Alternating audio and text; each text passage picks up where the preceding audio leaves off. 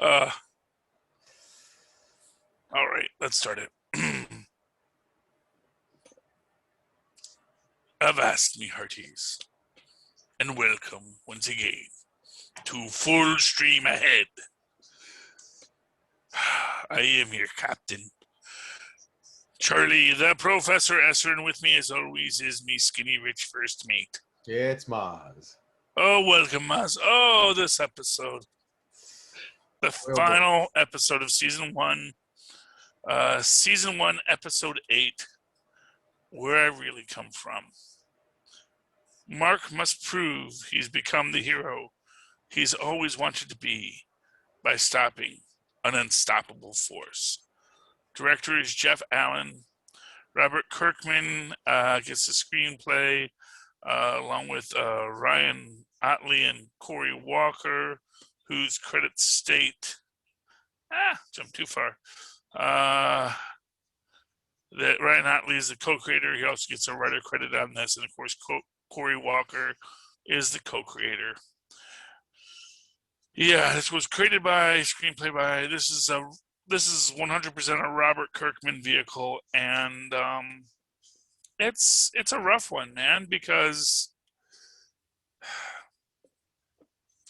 a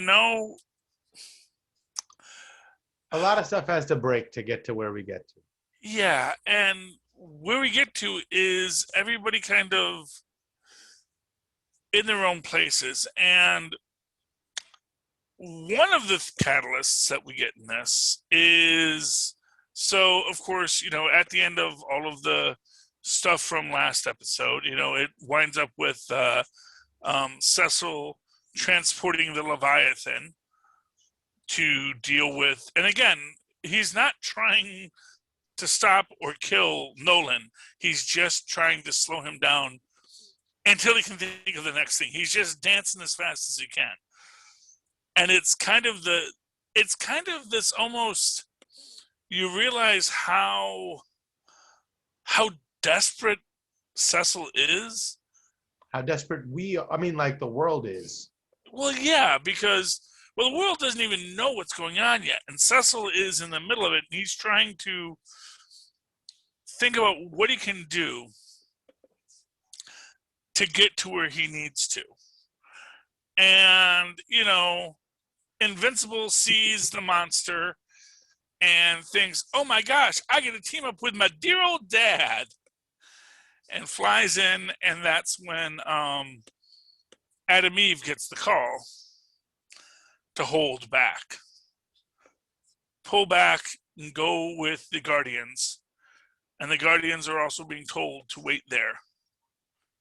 And, you need to wait because we don't know. God forbid, Invincible gets destroyed or whatever. I can't have all my superheroes destroyed.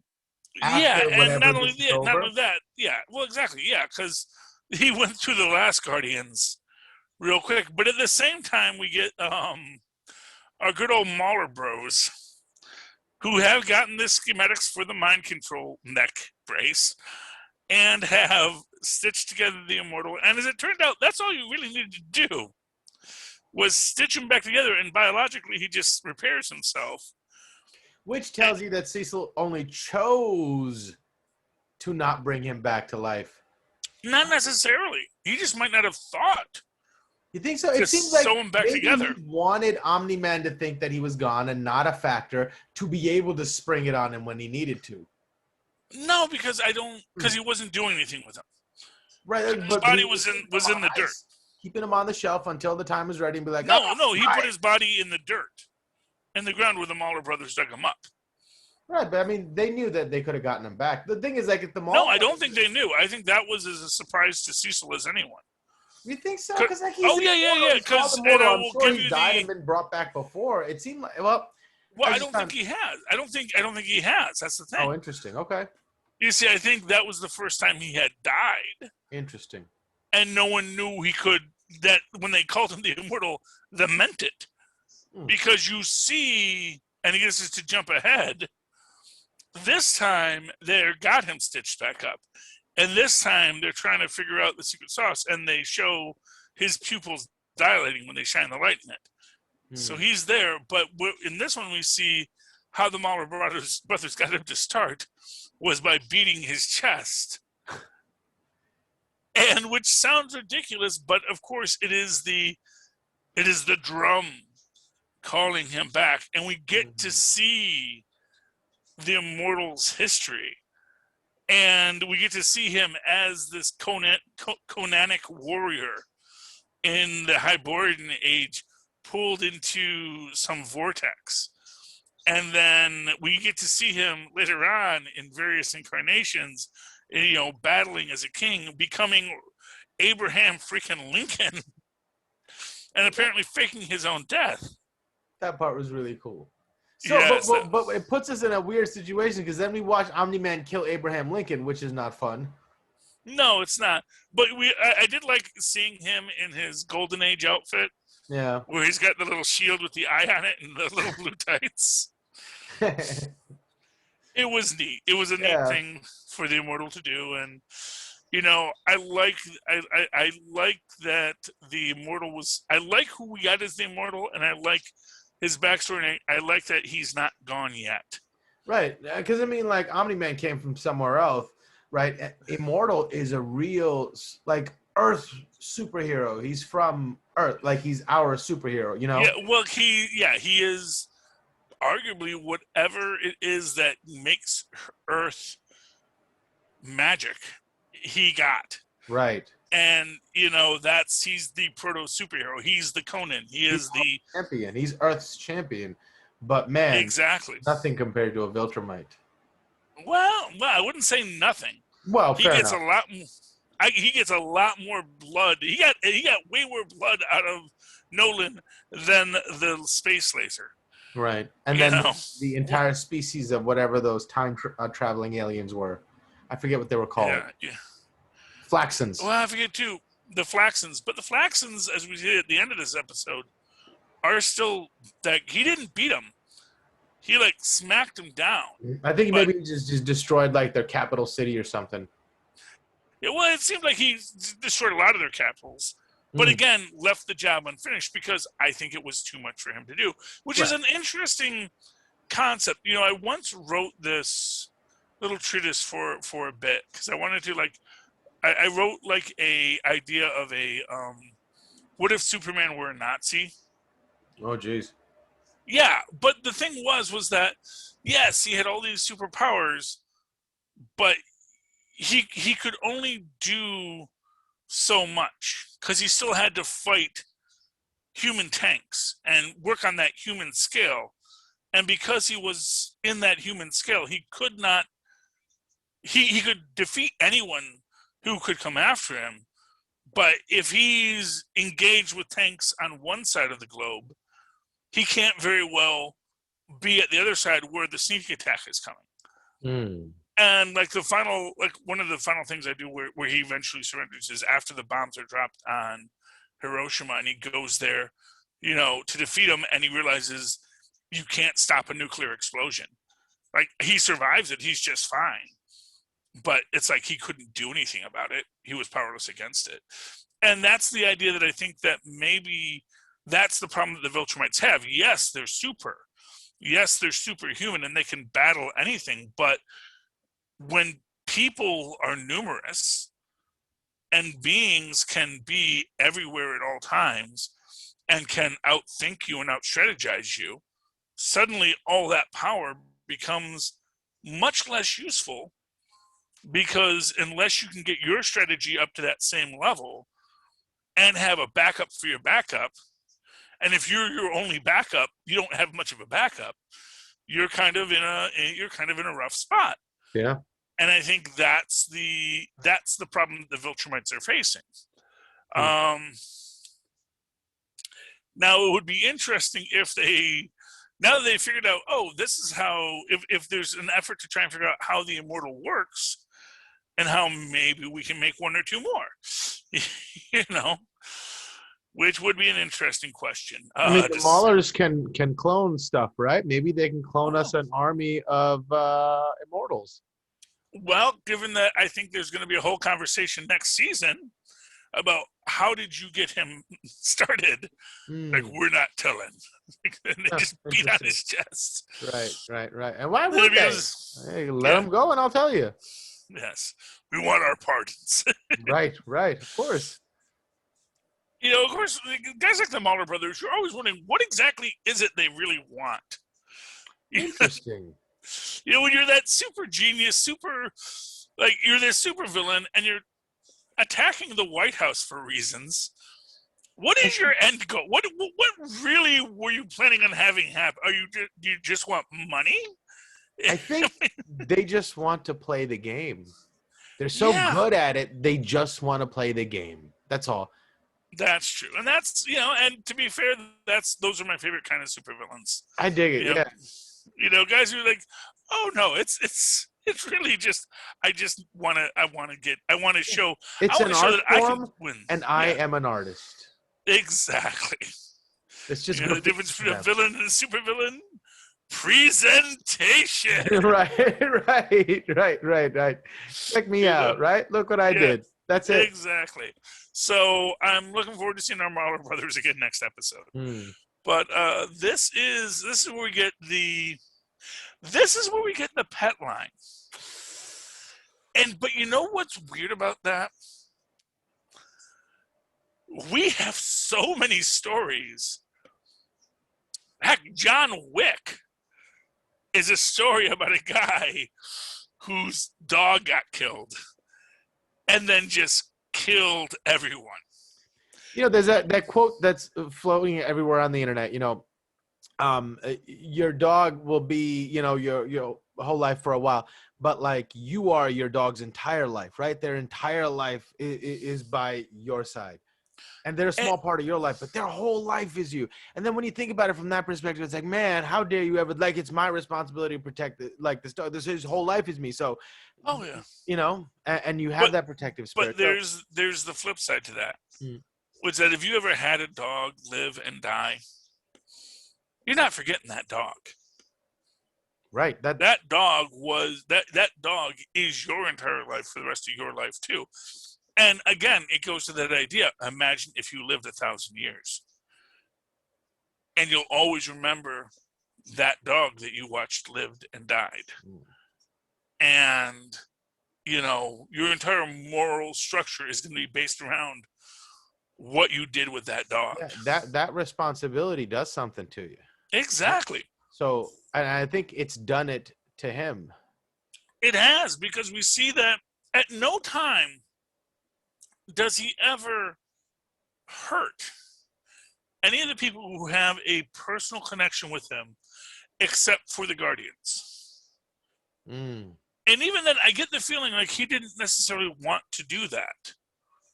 He didn't want to kill the Guardians. He just felt he had to, because he knew they were too much of a threat, that the Viltrumites couldn't take over, because we say that even he barely defeated them.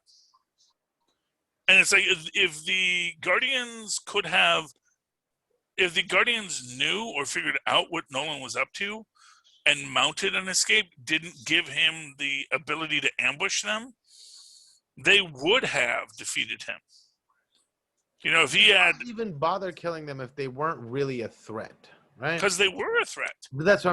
Yeah. Like, why would he bother if they weren't? They clearly were a threat. Yeah, exactly. I mean, that's one of the things we even get. He kills. He puts his arm through the Immortal again, and you think he's in, and then the Immortal's like, ah, and gouges out his eyes, and his eyes are still red. When he goes to fight Mark, and throughout it all, he's just trying. And I think that's the thing. I think when he's having his battle with Mark and killing all these people, as much as he's trying to convince Mark, I actually think he's trying to convince himself. Exactly. He's trying to, and that was the thing. And when Mark is, and this is the spoiler, he's beating down Mark. He says, "What will you have? What will you have left?" Yeah, what will you have left? And he says, "I'd still have you." And it's like, Yeah. It's and I think that moment has been brewing since that first time at the dinner table when he comes in and she tells him, or Mark says, I got my powers. And there's that strangeness that comes over him. It's that moment that he realized that he would have to make a decision between this son that he just found so much pride in and this wife that he loves and his obligation to his upbringing. And in that moment, he knew it happened already, that he'd made that choice, but he couldn't admit it to himself. And from that moment to now, he's been trying to say, no, like if he can get Mark to agree with him, then that means, I don't have to do it. I don't have to do it. But he knows Exactly. if he can't convince Mark, he has no choice but to do it. And he's been fighting that with himself this whole time. And it comes to a head now. And when he hits him with that line, at least I'll have you. And he's like, wait a second. I do, like, not only will I have you, but you'll have me. Right. Yeah. So now, like, it's like, oh my God, there is some, and it's such a powerful moment. And there is this moment in there where he's like saying, 17 years, what, I could have another son. And it's like, yeah, no, you can't. You're not going to find another woman like Debbie that's going to be someone that you want to do this with. And not just that, but even if he can. Like when that moment hits him and he thinks back to those moments, he can have more moments, but that doesn't change that moment. That's exactly. Still has that gravity. And he's like, it doesn't matter if you can have more. This is still here. Exactly. And like I said, just like with the pet, that was your pet for its whole life. Right. And that's what I mean. That responsibility does something to you. So now he realizes, wait a second, it's within my power to protect my pet. Right? It's within my power. All of these people, these could be like my pet, and it's within my power to protect. What am I doing? I have to do this, don't I? God, I have to do this, don't I? Tell me I don't have to do this. God, I have to do this. Yeah. The irony is to protect them. I mean, exactly. Break away from my programming. But the irony is, had he, and this is maybe even one of those, we got into our big fight about showing up in the uniform at Amber's house last episode. And I wonder if there's some amount of self-sabotage going on with this. And like when he says, I think I left it there for you to find, regarding his wife and finding the suit. And I think him killing the Guardians of the Globe, it's what he should have done 30 years ago. Or 20 years ago, whatever it was. And he didn't do it, and now he has to do it because... the truth is, had he not done that, had he actually just said, hey, Mark, we need to talk. I need to tell you more about Veltrum. I need you to understand why I'm on this planet and what we're trying to do, he might have gotten his son to understand it. But because he pushed this other way, it's almost as if he self-sabotaged himself. I think what he thought he was doing, and I think what he thinks he's doing constantly while he's killing all these people, is trying to make a road he can't walk back from. Right? He's trying to put his back to the wall to say, this is my only option, is to convince. I'm going to do all this stuff that's going to make it impossible for me to get back into the good graces of the earth. So I have no choice but to convince, and I think that's what he's trying to do. He's like, no, trust me. I'm not this human feeling thing. Look at me. I'm killing people, right? No, look at me. I'm killing people. That's who I am. And he's trying so hard to get, but it doesn't work. No, it doesn't, because that's not who he is. He is a caring human being now. And that is the problem when you get into that whole idea of only the strong survive, And it's great until your kid isn't the strong. And now you've got to say, well, maybe they're strong in other ways. And it goes back to what we were saying about Robot, Rudy, as he says his name is this episode. I'm Rudolph. I forget what his last name was, but he said, but call me Rudy, which I just think is great. That his superhero name is Rudy. He just wants to be he wants to be a real life boy now. I'm just Rudy. Rudy. That's a real life boy name, Well, his name was Rudolph, and Rudy I know. I mean, it's not like he's a carpet salesman.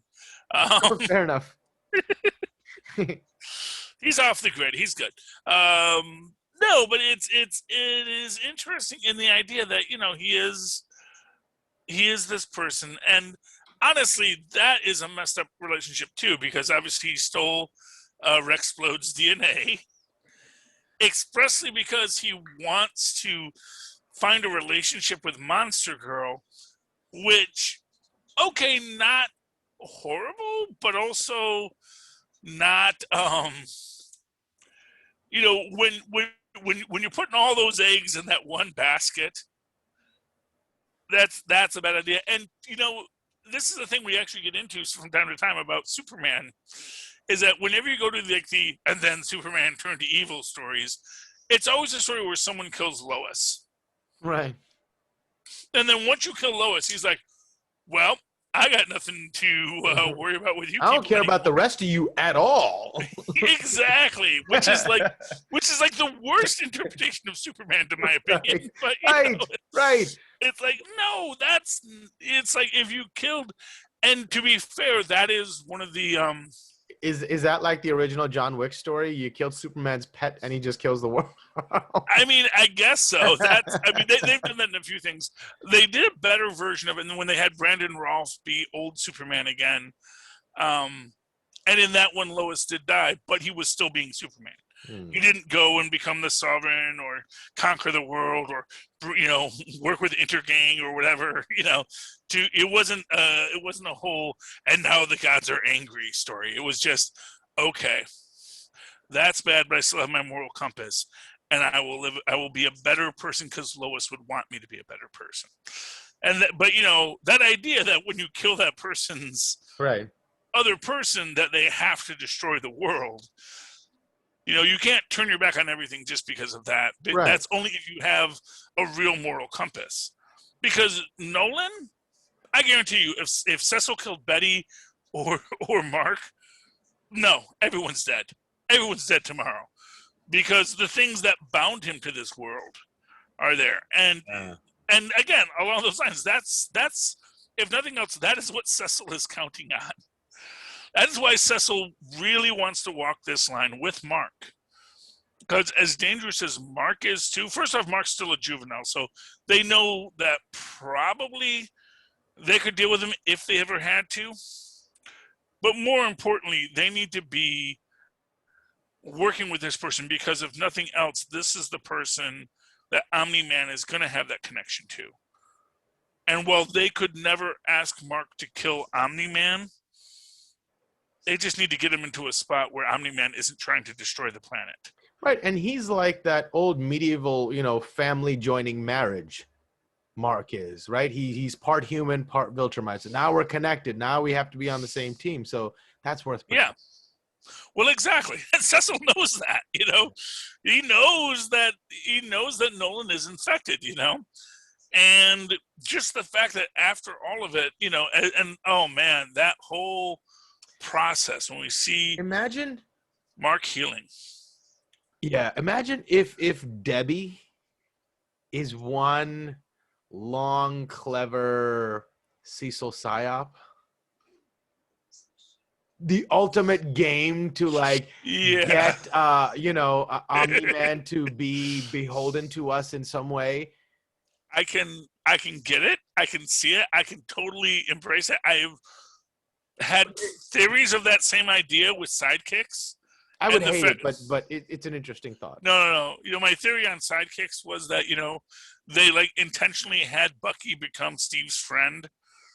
And then they just kept on cloning him and putting these guys, because Rick Jones apparently looks exactly like Bucky Barnes. And so does Jack Monroe and several other people throughout history in the Marvel Universe. They all, it's because they did these retcons. Bucky, how have you been alive for the last 500 years? Yeah, they did something to me. Oh, okay, fair enough. Yes, but the idea is that it would be just a great reveal that was always this plot to get these young wards associated with the superheroes, and now the superheroes have to take care of these young wards, and the young wards were always like, yes, this it could be a whole organization or bureaucracy that handles an association of sidekicks that operate out of Prague or somewhere, and they send they're all connected. The Orphan Brigade. Right. Oh, that's a book I gotta write. The Orphan Brigade. That's good. I like that. How do you control a superhuman? You give them something to care about. That would make a great book. Yeah. That'd make a great book. Yes. You'd combine all the different universes, too. You'd have a silly excuse to do it. Yeah, you know, it all goes back to Sherlock Holmes and his Baker Street Irregulars. Getting these little mop tops to win their way into the law of Mr. Holmes is what we heard, sir. And it was Lestrade always pulling the strings. Okay, we'll get him to do this and we'll control everything. Anyway, that's a theory. But, yeah, I mean, Nolan leaves his planet, and that becomes the shocking reveal. Yeah. At the end of it, and I actually like that. You know, you see him fly off, and you just see the blood all burnt because he goes fast enough that everything just burns off. We see it later with Mark, and just all of his clothes burn off as he flies up to meet Alan, and it is this idea that he is there. And again, this is after he has killed all these people. Although it's an interesting parallel, because we saw earlier during the Flaxen invasion when Mark is holding up this building and he sees these two people in an apartment on the first floor, and he has them come out before the building collapses. But you forget that there were probably hundreds of people in that building who didn't get out. Knowing this show, yeah. But I convinced myself that, you know, everybody else had gotten out and they were the last people left. That's what I was telling myself. Yeah. But you're probably right. I mean, not for nothing. These are people that don't evacuate during a superhero fight. Yeah, what in the world? Yeah, I mean, you know, when you see people flying into buildings, it's like, oh. Well, you know, I mean, you have that. Couldn't happen to me.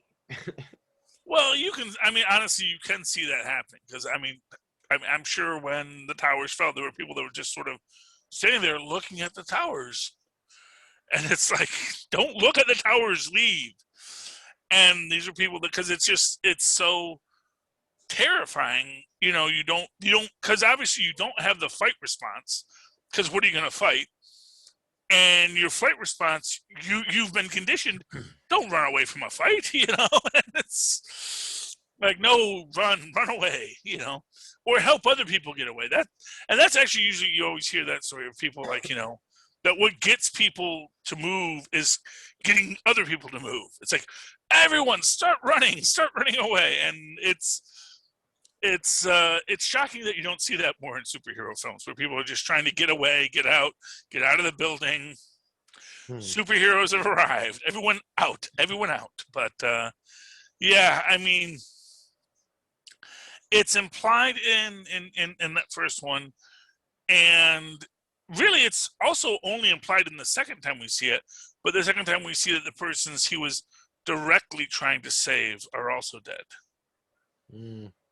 And that is like, you know, and to be fair, and it's not really fair, but to be fair to Nolan, he's saying you can't save them all. Right. You can't fight everything. And although that's an interesting relationship to what Adam Eve had been saying, where she has been literally saving people from mudslides and earthquakes and, you know, saving more lives doing what she wanted to do as just search and rescue than what she ever did on the teen team. And along those same lines, when the Guardians of the Globe really earn their place, isn't fighting Nolan, it's using their special skills for search and rescue. That's when they're going in and Shrinking Violet goes in to search through all the things, and Robot's using his, you know, robot sensors, and Duplicate is picking things up that, you know, and you compare that to when they fought that Tiger dude. Cool. You know, which again was a meaningless fight, which for what it's worth, Nolan said this is a meaningless fight. This is a bunch of petty humans fighting amongst themselves, you can't solve those problems. And of course, Mark couldn't. Because all they're going to do is they're going to bring somebody in to punch you more, and maybe you'll punch them more. Because obviously you're a Viltrumite, obviously you're always going to be able to punch them more eventually, but you're still a young kid. It's like sending your 5-year-old in with a shotgun to take care of the zombies. He might be able to be okay, but it would be poor parenting to send them in that way. Everybody has their roles, right? You got to have some free time to do your stuff too. So you can't be handling every single problem because they will always be a problem. So you got to pick and choose the ones you can devote yourself to. And to be fair, sometimes these superpowers are probably better doing work in that, search and rescue. And all of the, one of my favorite superheroes is a guy named Boulder. They call him Butterball sometimes, but I always call him Boulder because that was the name he chose. And his power is just absolute invulnerability. Absolute vulnerability? Invulnerability. Oh, absolute invulnerability. Oh, okay. But, he's not fast. He's not strong. He's like a dumpy kid, but he is completely impervious to any injury. Oh, like lasers tickle him a little bit, but, he is subject to emotional pain. So that's an interesting thing that we learned about him. But that's like the only pain he can feel is emotional pain. And so, and when they give him his like superhero badge, they say, you've got a real future in rescue and recovery because you can go into nuclear power plants and get people out. You can go in and guide people. You can go into places that have poison gas and bring down oxygen for people to get them out. You can save lives in ways that most other superheroes never could because nothing's going to be able to hurt you. So, I mean, that's it. And when you think about it, that would be a really good use of superhuman powers, Right. Now you come to think of it, they could have so many industrial applications. If you ever watched the Venture Brothers and they have their Human Torch character. Okay. And the evil Reed Richards puts him as the power source for the Baxter building. Oh, that's funny. The Impossible building, yeah. I mean, obviously that's awful, but if you think about it, a guy like Johnny Storm going in 9 to 5, going supernova on a power plant to generate all of the energy that a town needs, that's a pretty good use of your powers. That's not bad, yeah. All the other superheroes that could do that just do a maintenance level amount of massive energy creation to power the city. That's a pretty good job, man. I like it, yeah. Yeah, and when you constructive superheroism. Yeah, and along those same lines, you actually get that in the Marvel Universe with damage control, where they hire a bunch of superheroes who are lower level superheroes, but these are the guys that can lift the steel girders and rebuild the building. Hey, what if the Constructicons actually constructed buildings? Well, exactly. They'd be really good at it. That would be great. That would be hilarious. Yeah, it would be. It would be awesome. So many things would be so awesome if they did them. Anyway, and then we get our big final thing with Alan the Alien, where this guy is bad at his people. Telling they got Seth Rogen to play the guy. Yeah. It's like, oh man, it's my first day. I don't know. Although clearly it wasn't because he's been coming back here. Some of them never realized the guy he was fighting was a Viltrumite. Yeah. Never realized that there was a Viltrumite on this planet that he keeps visiting. Exactly. Wait a second. So when Alan first encounters Mark, he goes, "Hey, you don't look like the guy I see before." So he's met. Yeah, he's met Omni-Man. He's met Omni-Man 6 times. So then how he didn't know Omni-Man was a Viltrumite? He just thought he was a Earth superhero? No, he thought he was because you know what? Who knows? Maybe the first time he came, he actually met the Immortal. We don't know how long they lived. We don't know. We don't know that Omni-Man was the first person he encountered. That makes sense. So at one point, and maybe Omni-Man was showing up there are you really supposed to be here? And but then again, Omni-Man may not know all the bureaucracy either, because that's the thing. There's clearly a huge cosmic bureaucracy out there, probably formed expressly because of the Viltrumites. out there, because now this this order of planets is sort of saying, well, what are we going to do with these Viltrumites? And then you got guys like the Tiger Lion Man and Battle Beast. Thank you. And we see him at the end of this episode as well, beating on some really skinny poor guys. Well, those were worth your rage, really? We don't know what their powers are, man. Fair enough. That's the thing, because they could be like, they could have great technology, and they might, that's always that thing. It's like, and that's the robot issue. Yeah, I'm just basically a fetus in a jar, but you know what? I'm 99.9% brain, and because I'm 99.9% brain, I can do things that other people can't, and solve problems that other people can't, and understand things that other people can't.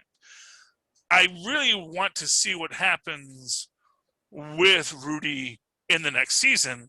Because as I think we've talked, like, is his brain's infrastructure going to be able to continue to do it? Is he going to be having problems? He does seem to be able to control the drones just fine, right?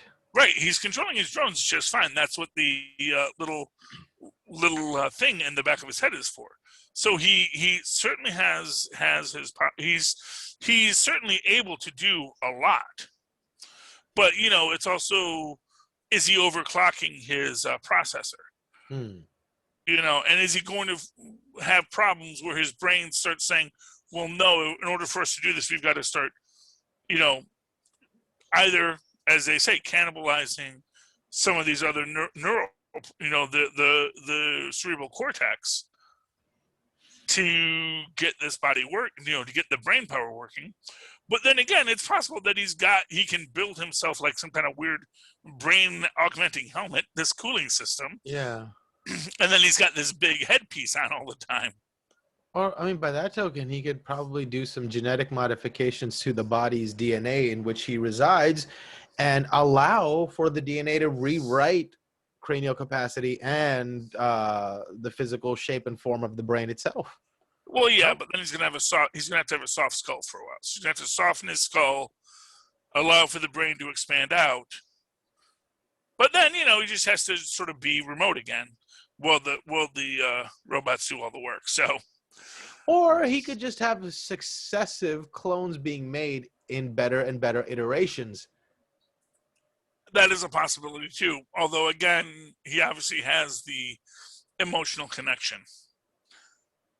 Although maybe this next one is going to have the problems, and then he's going to have to, no, here's how you have to do it so this clone will work, Right. You keep making copies, and like every year a new iPhone comes out, you get a new Rudy. Exactly. The Rudy 12. I'm looking forward to more Rudy. I'm looking forward to all of this stuff. Honestly, and this is my thing, I think that Nolan's between a rock and a hard place. Because I think when he goes back to the Viltrumite Empire, which I think is probably going to be in kind of shambles. Yeah, I think where he goes in the comics is to just a different random other planet, hides out there for a while. Yeah. But the Viltrumites are coming here because he's betrayed them, and they are coming to collect their bounty, I think. That seems very practical. Although, again, it's that idea of the Viltrumites, again, because they're spread so thin, they're going to have to take stuff off of one part of their empire to go deal with this Earth problem. Yep. Which also means that now they're going into a box canyon. And that's exactly the kind of situation that, both the Order of Planets and Cecil is waiting for. As we're going to get all those things with that in the radiant rages that you can't see through. And that's what's going to be next. So this is interesting. So Cecil knows Alan, it seems. I feel like he has diplomatic relationships with Alan and the Consortium of Planets, or whatever they're called, right? So I find it interesting that those people are concerned with the threat of the Viltrumite Empire to the galaxy, and I'm sure they have contingencies in place that they've been considering for a very long time. I'm surprised he did not call out to Alan himself to say, hey, there's a Viltrumite here and we might need your help? Well, no, because I don't think Cecil really got that far. So you don't think he has relationships with Alan and the... No, I think planet? Alan had relationships with whoever the planetary protectors were. And I don't think Alan, because that's the thing, Alan only ever talked to Nolan, or only ever talked to Mark. Or the Immortal, or whoever was there in his place. Yeah, I mean, well, yeah, and if he talks to the Immortal, and as we saw, the Immortal, he can be very rage-filled too. So, yeah, you know, he's got that very Kentucky rail splitter vibe going for him. You know, I do wonder if, no, they didn't know, but now that this is knowledge, you know, and that's the thing, is like at this point, you know, because you know, Mark probably did his homework, filled out the report, and says, yeah, he thought it was Urath, it's actually Earth. And I was like, why are they using the Roman alphabet? And, you know, hey, well, you know, but as it works. But, so now Cecil knows about Alan, knows what was going on with that. May also question why this was not something that Nolan could have figured out. But then again, that's the thing. Nolan probably just punched. At a certain point, Alan said, you pass, and then flew off. Yeah. And never looked to go deeper. Yeah. Whereas Mark is going to look to go deeper. Because he's a smart. You know? Because you got to be smart if you want to be a good superhero.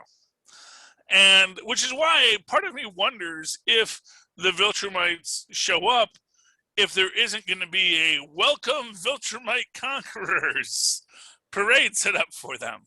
Well, then if there is, then man, Nolan just did his job to perfection.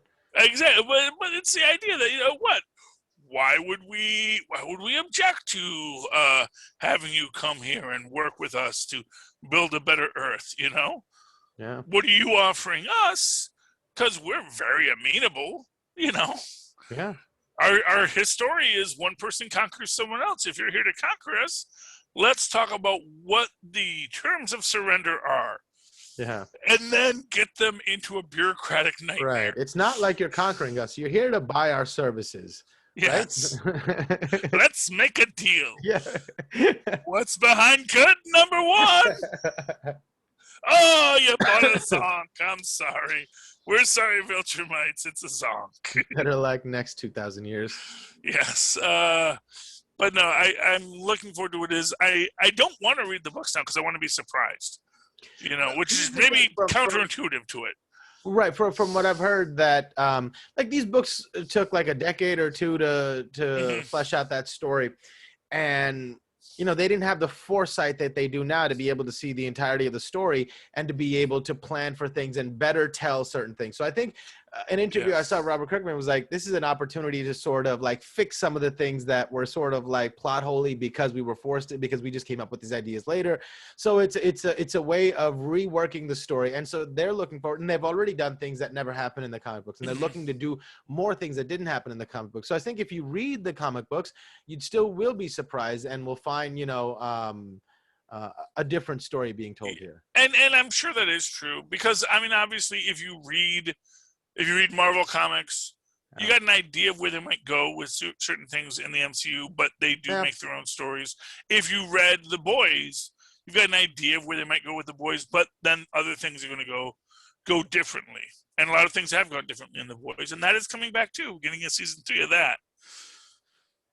Amazon is building their little arsenal, man. I just want them to bring back the Tick so bad. That is the perfect triumvirate of, like, you know, the total grimdark, the pretty but dark, and then the dark but crazy. You know, because it's all dark because it is superheroes, and it is what if people existed who were just insanely more powerful than the average human being.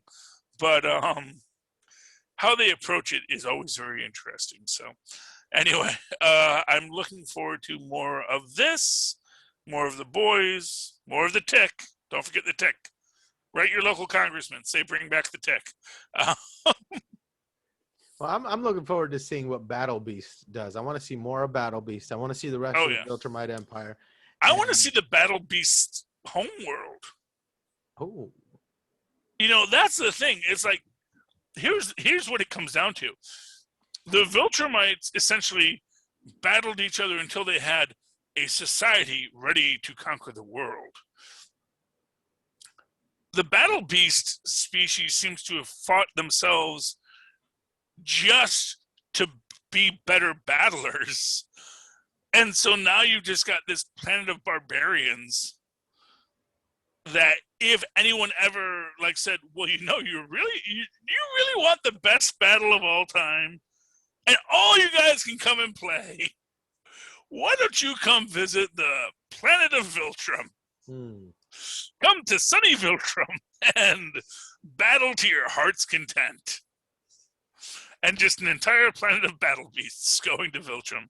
It would be glorious.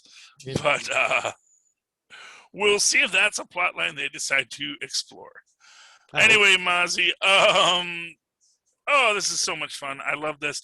Next week, depending on what show you're listening to this on, well, you're only listening to this on Capes and Lunatics Network and Full Stream Ahead, but next week drops Loki, and the return of Nuff Said combined with Full Stream Ahead. So that will be next week, and hopefully you will all join us for that.